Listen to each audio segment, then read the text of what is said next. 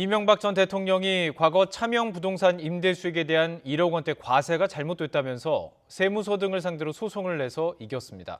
재판부는 이 전 대통령이 탈세할 목적으로 부동산 명의를 바꿨다고 볼 만한 근거가 충분치 않다고 판단했습니다. 나혜인 기자가 보도합니다.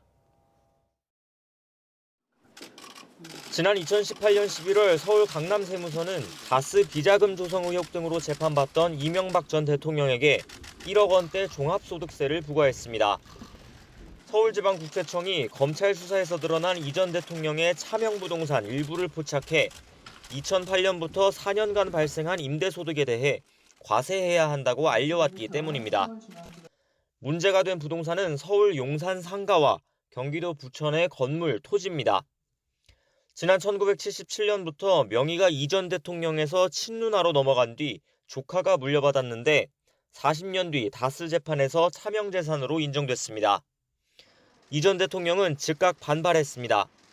자신은 구치소에 갇혀 있느라 과세 사실을 몰랐고 당시 세무서가 과세 내용을 당사자 대신 아들 이시영 씨와 경호 직원 등에게 통보한 건 위법이라는 겁니다.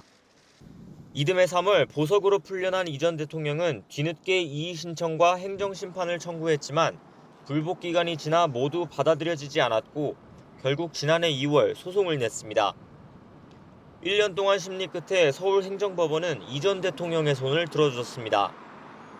재판부는 당시 과세 내용 송달 방법이 잘못됐다는 이 전 대통령 주장을 받아들이진 않았지만 세금 부과 기간을 문제 삼았습니다.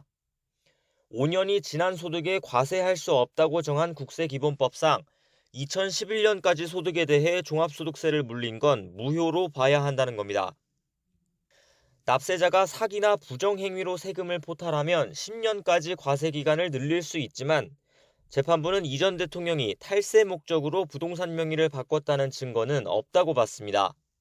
판결이 확정되면 이 전 대통령에 대한 1억 원대 종합소득세 부과 처분은 취소됩니다. YTN 나혜인입니다.